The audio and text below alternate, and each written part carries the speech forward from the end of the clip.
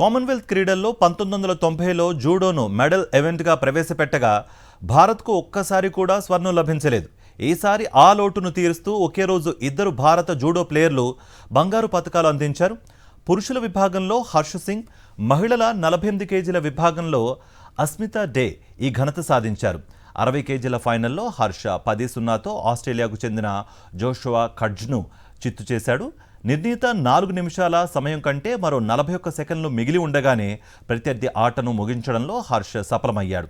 మహిళల విభాగంలో భారత్కు తొలి కామన్వెల్త్ స్వర్ణం అందించిన జూడోగా అస్మిత నిలిచింది.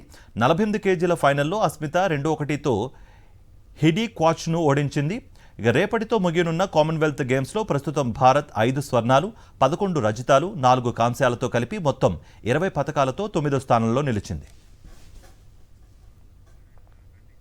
అటు మహిళల డిస్కస్ త్రో విభాగంలో భారత్కు చెందిన సీమా కలీరామన్ కాంస్య పతకం సాధించింది. మూడో రౌండ్లో 58.65 మీటర్లు విసిరిన సీమాను కాంస్యం వరించింది.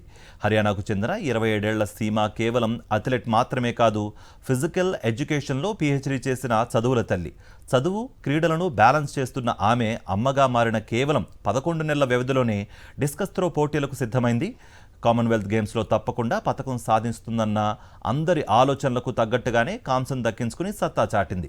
రేపటితో ముగియనున్న కామన్వెల్త్ గేమ్స్లో ప్రస్తుతం భారత్ 5 స్వర్ణాలు, 11 రజతాలు, 4 కాంస్యాలతో కలిపి మొత్తం 20 పతకాలతో 9వ స్థానంలో ఉంది.